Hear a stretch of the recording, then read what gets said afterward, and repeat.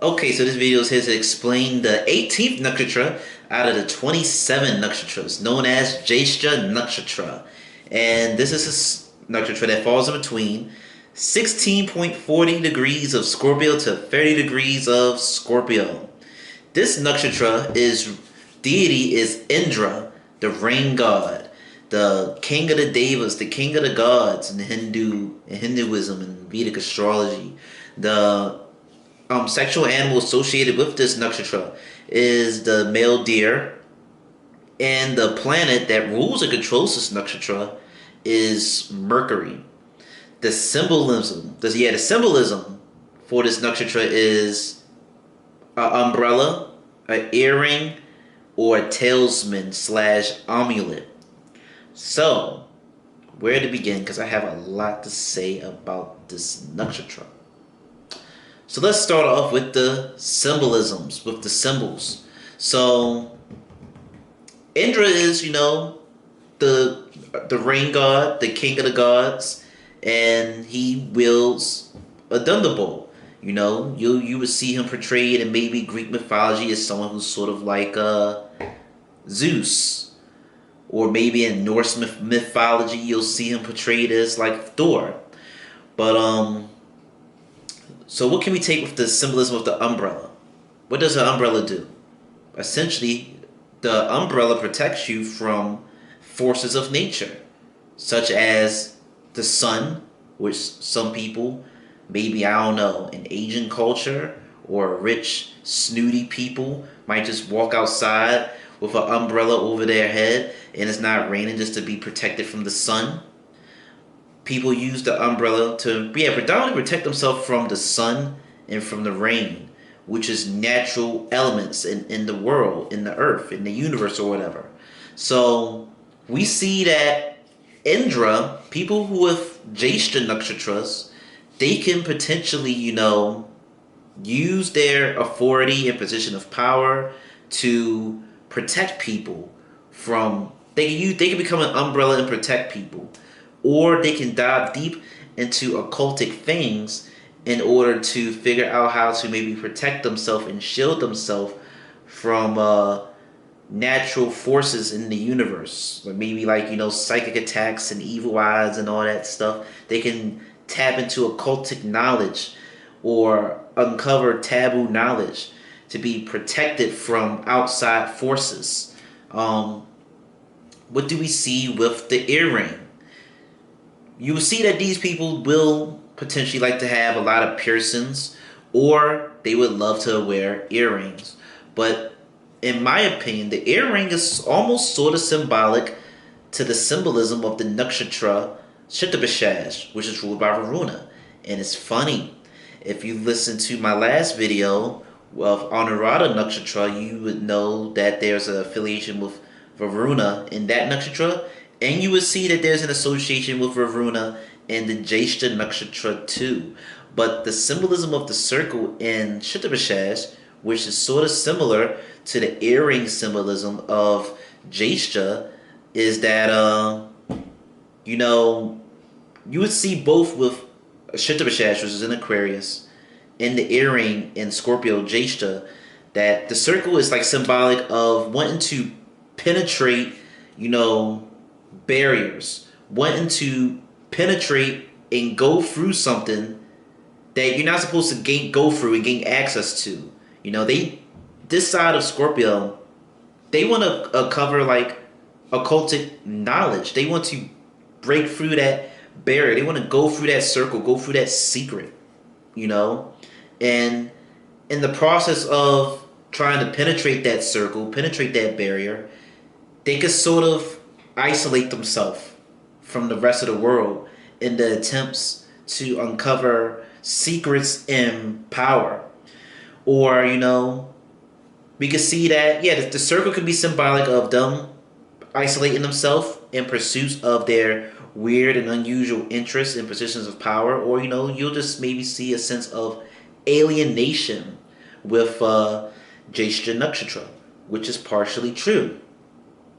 And then last symbolism is the amulet or the talisman, whatever, their little trinket. With that, you would see that Jyeshtha nakshatra people, they would love little, remedies or mantras or healing crystals, pendulums, whatever little tools, tarot cards, whatever you got, whatever little tricks and tools of divination or occultic knowledge and wisdom, they would love to use that or learn about those things to gain the upper hand and advantage on other people or in their life. Now, that's it for the symbolism, but I will draw my attention back to these symbolisms as I get further along in this nakshatra. Now, the name Indra, it translates, at least from what I Google, it means like, the possessor of rain or water. And in one book that I read, which I prefer this definition more, is it translates into the celestial drop. Now, another thing is that even though Indra is stated to be the deity of this nakshatra, it is stated that the name Indra is actually a position. It's a title, sort of like president. It's a temporary title. It's not a position of power that you keep. You're just the top dog of your country or whatever for the time being. So, with that being said, we can just see that with this nakshatra, these people, they sort of like want to sit on like a high platform in life, because this nakshatra is also associated and nicknamed and known to be the eldest nakshatra. And before I explain that, let me continue to tell you why, how you can pick apart the nickname for this nakshatra, the translation of Indra being, like the celestial drop or whatever. Aside from him being the rain god and making it rain to nourish, crops and stuff, he's considered like the king of the gods in the Hindu Vedic pantheon. But we see that just by that name, the celestial drop, in the grand scheme of things, Indra might think that he is the king. He might think that he is all that and that everybody should bow to him and listen to him and do whatever he says. But in the grand scope of the universe, in comparison to maybe other forces of power that is unbeknownst to him and us, he is no more than just a speck of rain. He's no more than a little raindrop. He is nothing. And all these little themes, like I said, they'll snowball and you'll be like, wow, he gave me a lot of knowledge about this nakshatra. But so let's see why this nakshatra is known as and nicknamed as the eldest nakshatra. The reason it's known that is because it is stated that a Lakshmi lives in this nakshatra. So, who the hell is a Lakshmi, y'all might be thinking, for people who were not really that familiar with nakshatras and stuff. A Lakshmi is the sister of Goddess Lakshmi. Goddess Lakshmi is that deity, the woman who is married to Vishnu. She is associated and known to be the goddess of wealth. And it is stated that, and if you pay attention, check this out. Opposite of Jyeshtha nakshatra is Rohini nakshatra. Jyeshtha nakshatra, if you was to take the degrees that I just told you, if you was to look at 16 to 30 degrees of Taurus, that would fall in between Rohini, and it would fall in between Migrashira. But it is stated that Rohini nakshatra is where Lady Lakshmi, the goddess of wealth, lives. And it's stated that her sister, Lakshmi, is where Jyeshtha lives in the final degrees of Scorpio. She lives in Jyeshtha. And if you look at this parallel of Taurus Rohini and Scorpio Jyeshtha, that will tell you a lot more about this nakshatra. So think about it. The moon is exalted in Taurus. It reaches its highest exaltation in Rohini. The moon spirit Chandra loves being in Taurus, specifically Rohini, I believe. And I know I stated in one of the other nakshatra videos, but he was hexed, he was cursed, because he wanted to stay in this nakshatra for so long. He just wanted to stay in this nakshatra. He didn't want to visit the other nakshatras. He didn't want to visit his other wives, as they sort of refer to the nakshatras. and therefore, because he didn't want to visit them, he was cursed to die. But then it was later changed that he won't stay dead; he'll always revive. And this is why the moon waxes and wanes, becomes full moon, and then becomes a dark new moon. But then we see that moon is debilitated in Scorpio, and I'm not 100% sure exactly which nakshatra it is, but if I had to be a better man, a betting man, I would say that moon would reach its highest debilitation in the nakshatra of Jyeshtha. So we see that stereotypically or textbook wise, Jyeshtha nakshatra is the most unpleasant place for the moon, the mind, and the emotions to be in. The moon might stereotypically be very depressed, but not everybody who got their moon in this nakshatra, is just depressed and crazy. I'm just using this as an example to drive the point that I'm making. So, as I was saying, who is a Lakshmi? A Lakshmi essentially is supposed to represent all the things that is opposite to what Lakshmi represents. Lakshmi represents, predominantly wealth. Wealth and prosperity and generosity and beauty and all that good stuff. And good virtues, And a Lakshmi would be like the exact opposite. It's stated that a Lakshmi is the way that they describe her is that she has like saggy breasts and that she's tall, dark, and ugly, and she's depressed all the time, and no one wants to marry her. No one wants to marry her, and no one wants to be with her. And I believe she was partnered up and had a marriage arranged for her to be with one sage or whatever. But he couldn't tolerate her depression. This sage, this rishi, whatever, this spiritual person, he could not take being with a Lakshmi because of her, depression, or because she's, unattractive. And he ends up leaving. So those traits sort of color some of the characteristics that you would see with Jyeshtha nakshatra. You can see psychological issues and fear and depression with Jyeshtha nakshatra. But that can only really be the strong case depending on the planet that's in this nakshatra, or if it's a whole bunch of malefics hitting it, and what house would the Scorpio in Jyeshtha be.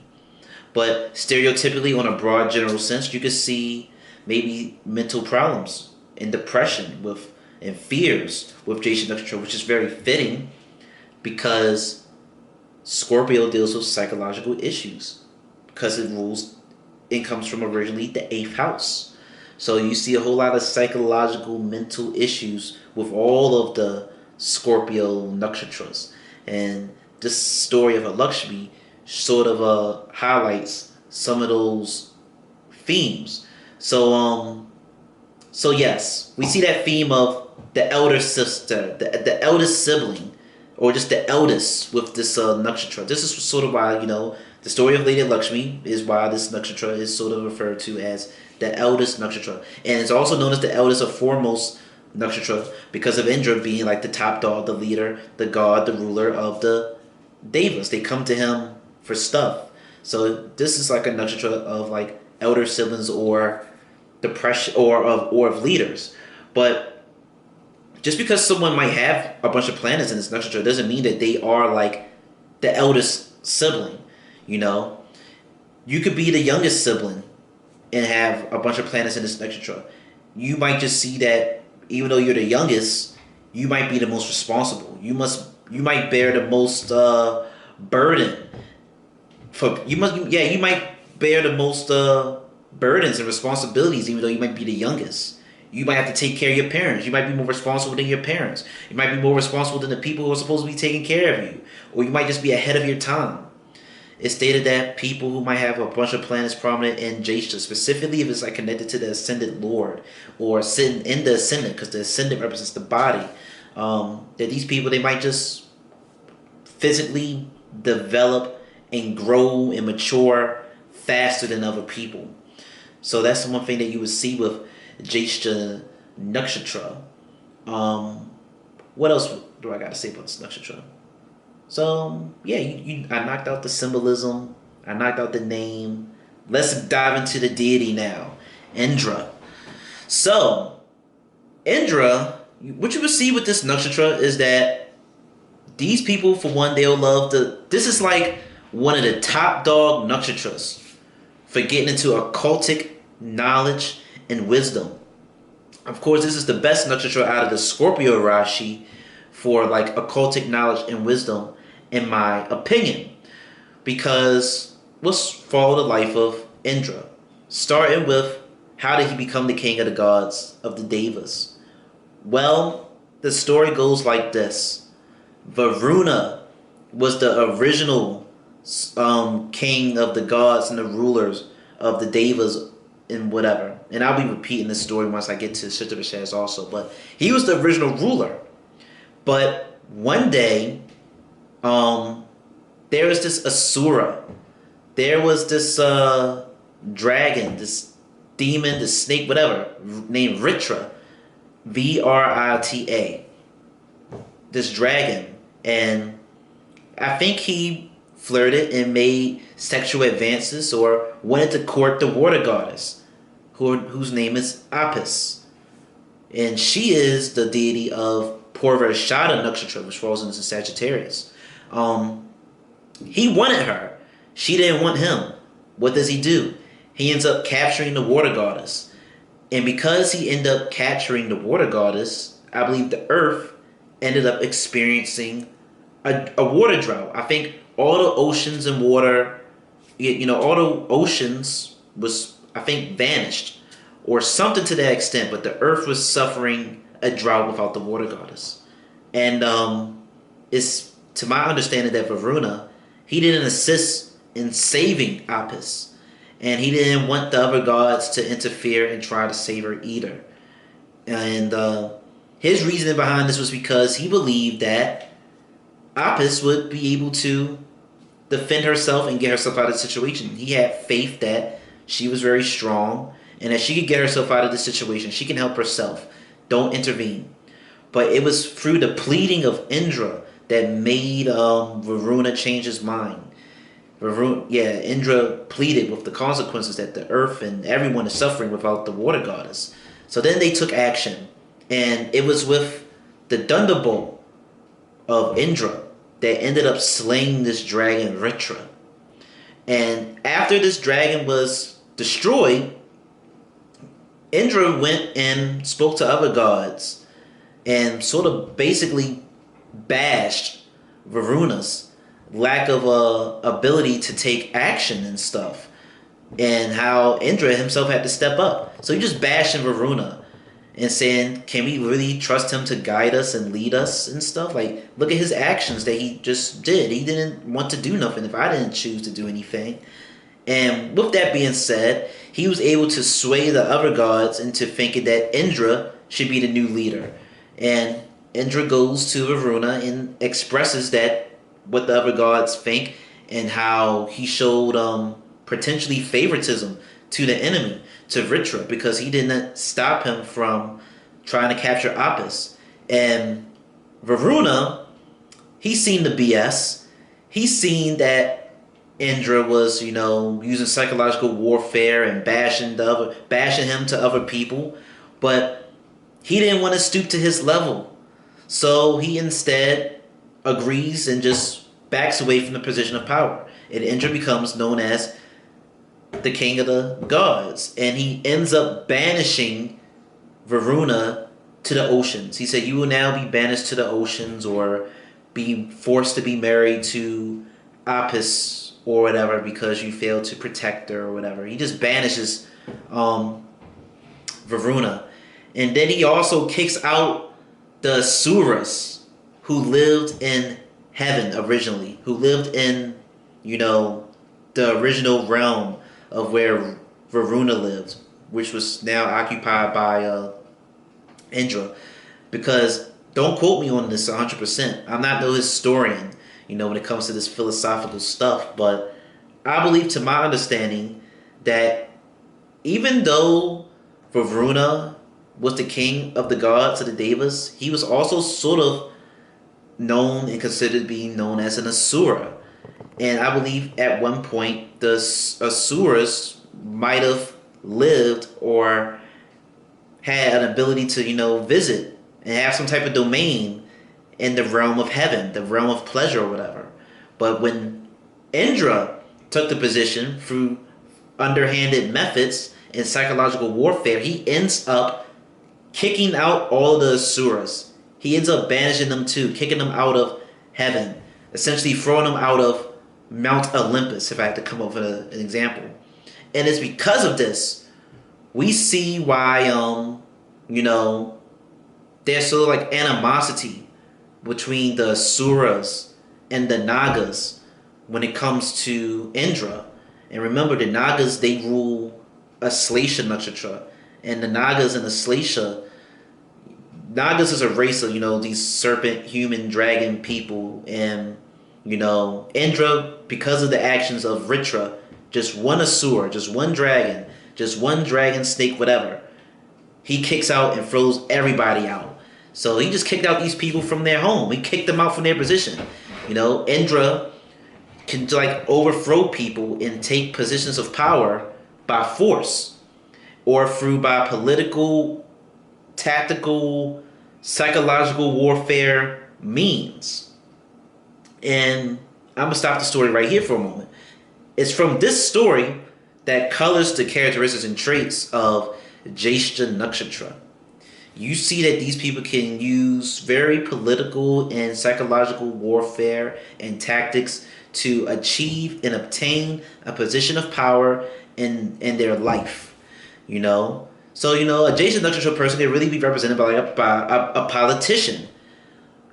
Someone who's running for office, trying to be president.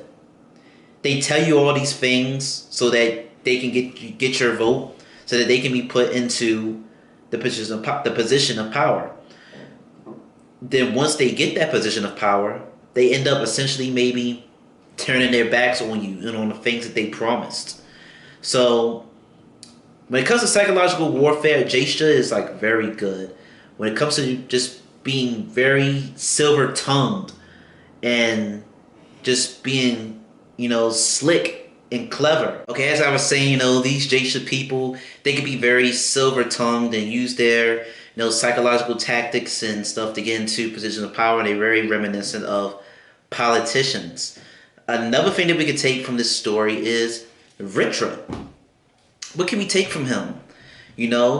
When I look him up, he's stated to represent a drought or like greed and just negative personifications and traits is what Vritra represents. So think about it. Another more background story to this. Vritra was created by the celestial architect Vishvakarma or Tavastar, the deity of Chitra, because Indra didn't get along with. He didn't get along with Tavastar, the celestial architect, for whatever reason, and the celestial architect ended up creating this dragon, creating a dragon or an enemy to fight and kill Indra. This dragon is essentially like the son of the celestial architect, if my understanding of these things is correct, and Indra ends up slaying him.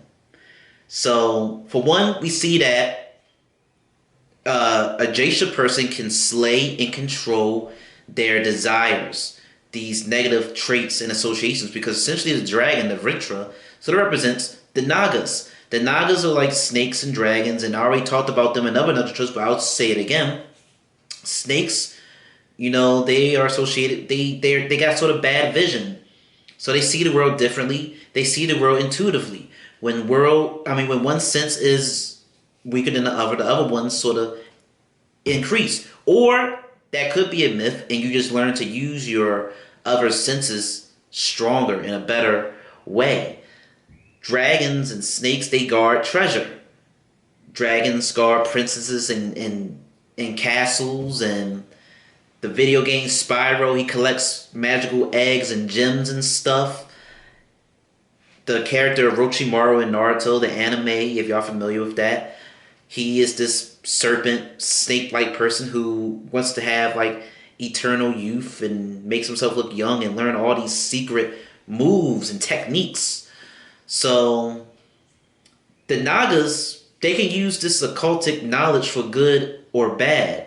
And Vritra obviously was using his strength and knowledge and abilities for the greedy things, you know, capturing and capturing all the water, capturing the water goddess, and Indra ended up slaying this. So on the higher nobler side, a Jyeshtha individual, they might ascend to a throne in a position of power, not only through maybe psychological mind games and being silver tongued, but they might do it after they like complete like some impossible feat, some impossible task. Like once you like, you know, take down some huge task, you might get elevated in life. Or once you like control, you know, mastery over your, you know, your internal desires, your senses, which I'll get more detail to and explain what I mean. Maybe then you'll elevate to a position of power. And also we will see that since the celestial architect is sort of seen, or to my understanding of what I read, seen to like work for Indra, and he ends up becoming like an enemy to Indra, we see that Jyeshtha people need to be careful to treat people who might be underneath them, their co-workers who might work for them, treat them good, be respectful of them.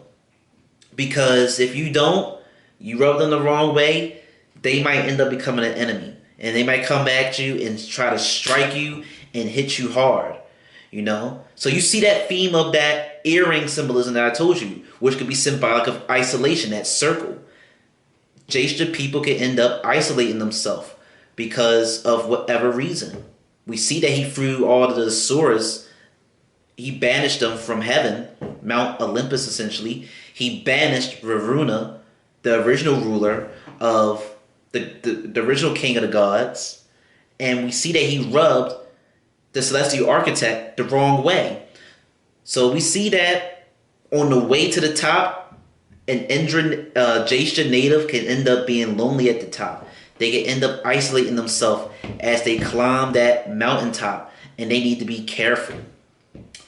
So it is also stated about Indra that he is known to be the ruler and controller of the Indrayas, or the Indriyas, which to my understanding represents our senses, our pleasures. You know, this can be, you know, he's sort of like got control and rulership over the chakras, over our senses of hearing and seeing and smelling and all that stuff. He has control of those things from what I've understood and looked up, which is why this nakshatra can sort of take someone to spiritual enlightenment on a nobler side. This is why this nakshatra can be associated with like kundalini awakenings, controlling these energies within us. So with Indra being the ruler of the heavens, his heaven is also sort of like, you know, almost sort of like a, you know, to my understanding, like a strip club where you have these beautiful women, these beautiful deities of lust and love and sex and courtesans. So it's also like a heaven for sexual pleasures, for sensual pleasures. You know, your senses can get real stimulated, you know. He guards and controls Soma. And to my understanding, I'm not quite sure what Soma is. I don't get no clear answer when I go read books or look it up on the internet, but Soma is stated, I'm not talking about the moon spirit, because the moon spirit's real name is Chandra, but because the moon can be nurturing, its nickname is also Soma. But Soma is actually some type of elixir that the gods, that the devas, they drink, and it sort of like gives them vitality and strength and youthfulness. It can sort of, like intoxicate them. But how they intoxicate them, who knows? And then you can become intoxicated with enlightenment and wisdom, or you can become intoxicated in, like a literal alcoholic state. But it's supposed to be like some very rejuvenating drink that might can even make you immortal, and is very prized and desired and sought after. And Indra, he has possession of this, being the ruler and king of the gods of the Devas. So one thing that you would see with Jyeshtha individuals is that they could love to drink a lot or consume drugs, and also party and drink and do drugs. Because it's stated that Indra, he would love to dance a lot after drinking. But anyway, we see that he has these abilities to stimulate the senses. He can stimulate you sexually. He can fulfill your stomach, your appetite. He can quench your thirst with liquor and maybe other alcoholic substances and drugs and stuff. So he has control over the senses. Now, there's really like two sides to the Jyeshtha. Indra embodies a lot of negative and good qualities. So you can see that the Jyeshtha individual, they can really indulge in maybe a lot of sex and drugs and all that stuff, fulfilling their pleasures. They want to see the most beautiful, marvelous things. And I believe that at one point Indra got on the celestial architect's nerves because he wanted him to like make these magnificent palaces. So you see that the vision was stimulated. I'm pretty sure that Indra could find and get someone to create the best foods. So you see that the taste buds were stimulated. I'm pretty sure he had a lot of great sex. So we see that the sense of touch was stimulated. I'm not sure about smell. I'm pretty sure maybe, wanted great perfume or cologne or whatever. But I'm pretty sure he had all of his senses stimulated. An Indra native can become slaves to their senses. They can become slaves to their desires if they are not careful. And an Indra native, on the higher side, if they turn inward, if they reflect and meditate and find spiritual teachers or whatever, they can have like spiritual awakenings and enlightenment, and they can use these senses, their heightened ability of senses, to do all type of things. Just like a blind person can see the world differently through his other senses, these Jyeshtha people, particularly through the right guidance and stuff, they can heighten their senses. They can see things beyond your normal five senses. They can see beyond the veil. They can be they can heighten their senses, become very clairaudient, clairsentient, claircognizant, clairvoyant, claircognate. All those clairs, all those clear whatever. They can heighten those senses and achieve great levels and feats and heights. They can rise above their pleasures. They can feel the urge and desire to maybe want to have sex, or maybe want to drink some liquor or consume some drug. They can rise to the ability to feel that desire, but be able to tame it, to be able to control it. They can feel the body's urge to maybe desire this real badly, but they have enough self-control that they can walk away from it. So on the higher side, if the Jyeshtha person work towards it, they can become very self-disciplined and stuff. In a sense, if you learn to not become a slave to your own desires, to your own pleasures, you yourself can become a Indra. Remember, Indra is a title, it's a position of the gods of the Devas. You yourself can become your own god, master of yourself, master of your senses, if you're able to control your own desires and your senses, and just don't become a slave to every little urge and whim to want to do something. Another thing that Jyeshtha natives need to do is that they need to respect their teachers, respect the people who teach them, respect their gurus. Why? Because there's another story of Indra and how he pissed off his teacher Brihaspati, who is the deity of Pushya nakshatra, who is the personification of the planet Jupiter. It is stated that Indra, wanted to learn things to become like this proper god, this proper deity. He wanted to learn these secrets, these secret mantras and tactics and tricks and spiritual stuff to, gain the upper hand against his enemies and stuff. But he ended up, I believe, not properly acknowledging or greeting or being respectful in the presence of Brihaspati. And Brihaspati ended up abandoning Indra and leaving Indra, and Indra ended up like losing his position of power or throne or losing some war. So we see that these people have the tendency, the likelihood, to piss off their teacher, to piss off the person who is teaching them. And when they do that, they can end up losing or fall from their position. So, if someone's teaching you something, listen to them or be respectful to them. If not, it can end up biting you in the ass. But you see with Jyeshtha nakshatra people, their life will always revolve around a bunch of ups and downs, because the Shakti of this nakshatra is the ability to rise above perils and to conquer the subconscious. What is the subconscious? It's those inner desires, those senses. So these people have the ability to rise above their hardships and conquer their pleasures, their senses, their desires, their inner energy. And it's also the ability to rise, overcome, conquer, and gain courage in battle. So we see that these people, they might lose their status and position of power due to their own actions, but they will never stay down for long. They'll always come back on top. This can be perfectly illustrated in another story involving Indra, where he loses his land to a demon known as Mahabali, who you will hear about more so in Shravana nakshatra. And he goes to Vishnu, and Vishnu takes reincarnates into this form of a small dwarf Brahmin child, and he takes back the land from this demon that was stolen from Indra. So we see that, these people, they can lose stuff, but through maybe praying and penance and reflection, they gain their stuff back.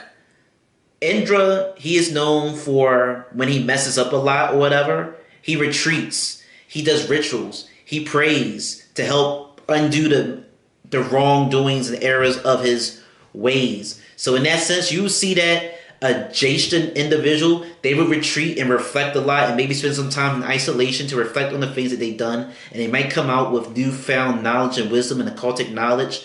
And they'll use that to regain their position of power and to regain their throne.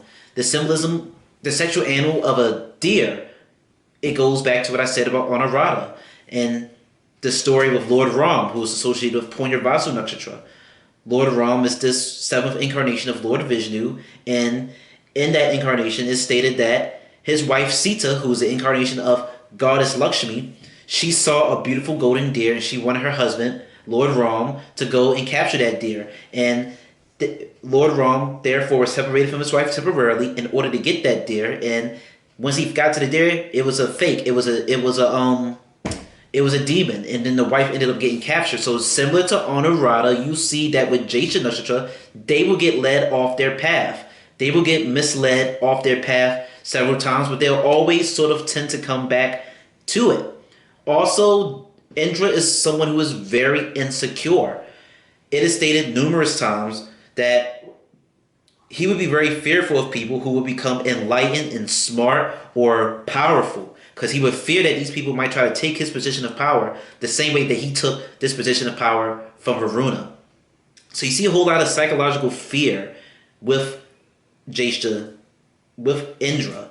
So because of this fear, they'll tend to act and strike and attack and crush their enemies before they can potentially get crushed.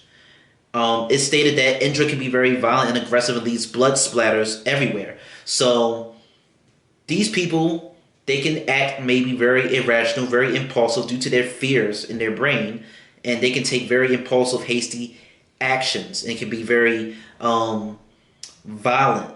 But these people, like I said, they can get thrown off their path chasing that metaphorical golden deer. And they try to throw other people like rishis and sages. Rishi means enlightened sage, or people who are just potentially skilled and gifted at something. He can tend to test them and throw them off their path by, various means. He might try to throw a spiritual person off their path by enticing them with sex. He might send somebody from his realm, his dimension, a beautiful woman, to try and stop a spiritual person from meditating. He might introduce a lover into that person's life so that that person can forget all about astrology and tarot or whatever, and therefore he don't got to worry, and therefore Indra doesn't got to worry about that person. So in the same way that Indra can test people and use psychological warfare to throw people off their path from elevating in their life, he can also be thrown off his own path by succumbing to his own senses, by succumbing to sex and drugs and one of the finest luxurious things. He can throw himself off and get knocked off of his path that he's supposed to be on by chasing these things, similar to how he does to other people. So this is something that Jyeshtha people need to be aware of and look out for. Is also another story, one of the million stories associated with Indra, is how he's just very lustful. He was spying on the wife of a sage, and when the sage had left his wife for a moment, Indra ended up changing his form into that wife's husband, and he ended up having sex with her. And the real husband ended up finding out and ended up cursing Indra to have 1,000 vaginas all over his body.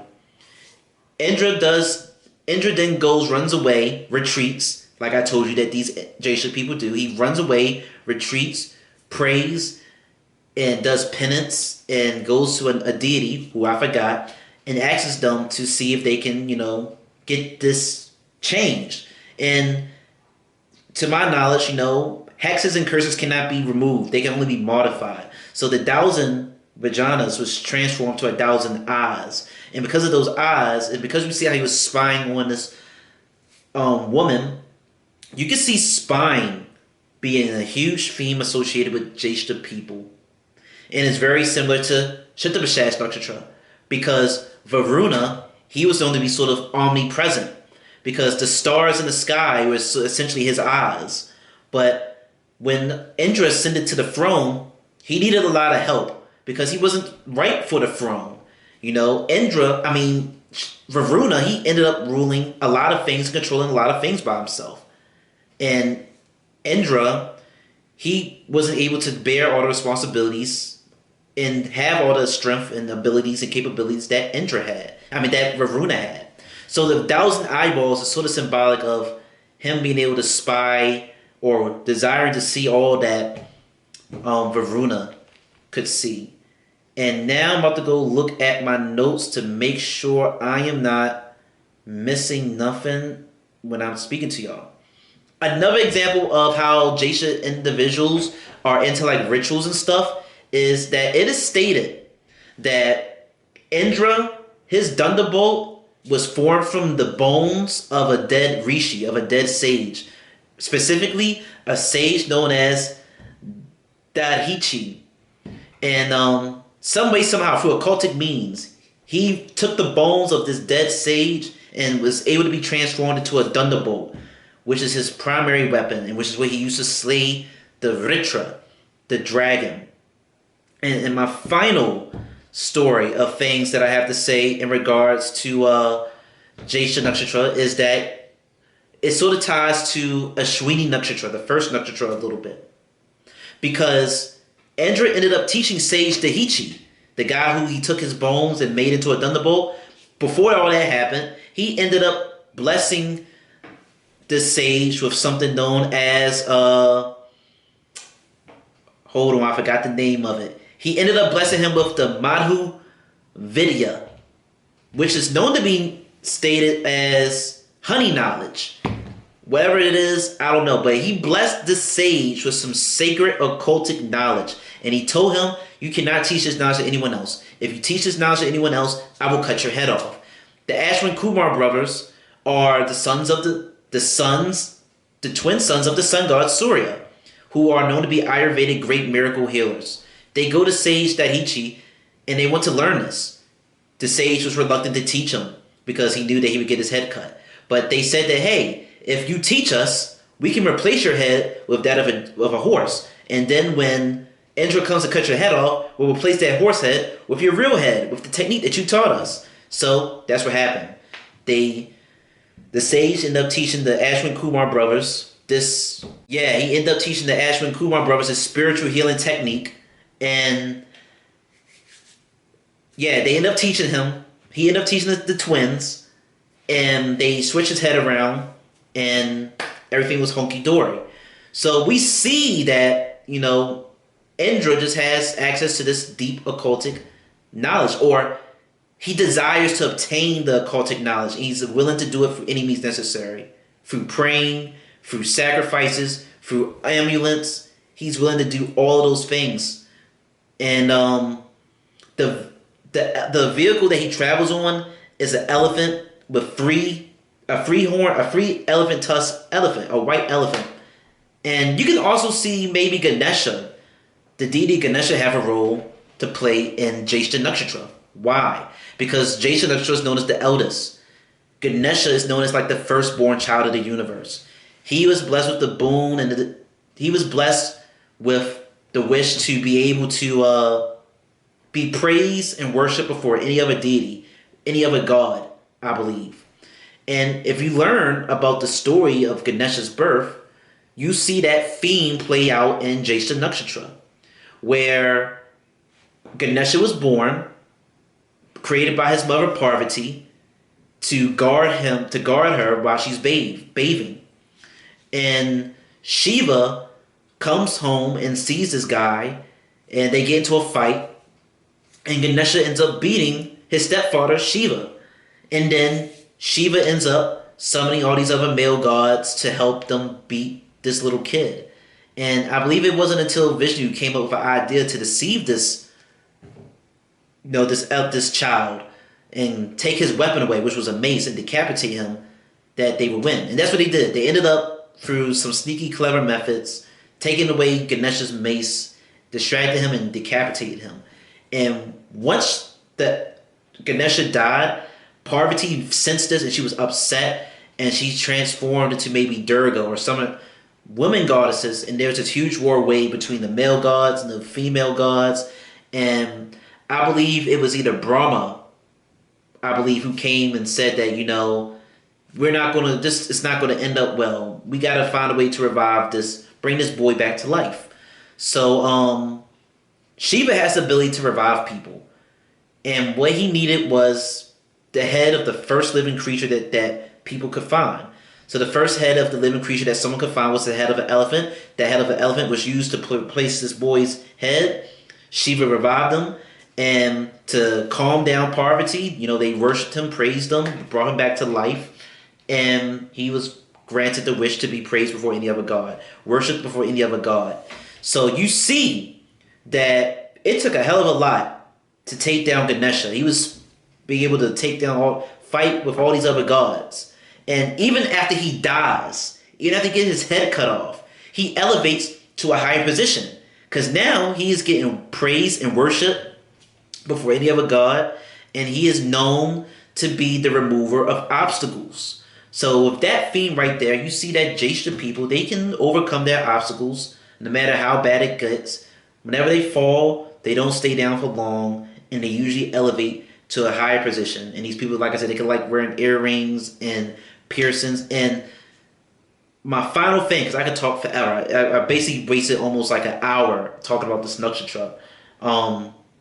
The rapper Jay-Z, he has his son in Jyeshtha nakshatra, and it's funny.